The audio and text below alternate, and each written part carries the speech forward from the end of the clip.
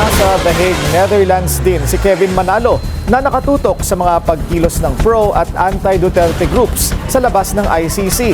Narito ang kanyang update. Thursday ng umaga dito sa The Netherlands, kasalukuyang nag-oorganisa ng kilos protesta ang mga rights groups na pinamumunuan ng Duterte Panagutinus Europe Network.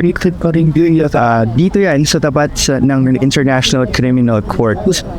Sigaw nila ay panagutin si Duterte sa kanyang sa mga nangyaring extrajudicial killings nung siya pa ay pangulo ng bansa na nagresulta sa libo-libong namatay. For this week po sir, talagang nag-secure ng permit yung mga group of volunteers para dito sa area na to gather exclusively to show the moral support of the supporters who actually travel from different places para po mapakita naman sa buong mundo na hindi nawawalan ng suporta. As you notice po, meron na pong anti-group sa area, but luckily the volunteers were quick enough to secure the permit. Na-secure po yung permit? Yes po. Okay, so ano pong mangyayari po today or the coming days? For the whole week po, meron pong mga instances where individuals will be asked to speak with respect to ano po yung posisyon namin o ng individuals, lalo yung mga supporters. Magkakaroon din kayo ng collective viewing? Sabay-sabay nyo panonoorin yung...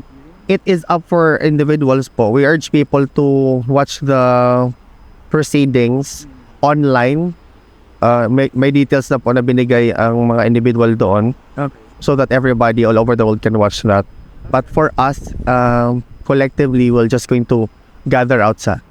Well, tinatawag nilang Bantay Katarungan ang kahabaan ng linggo ito at susubaybayan kasi nila yung mga magaganap na pagdiwog sa confirmation of charges hearing ng dating Pangulong Rodrigo Duterte.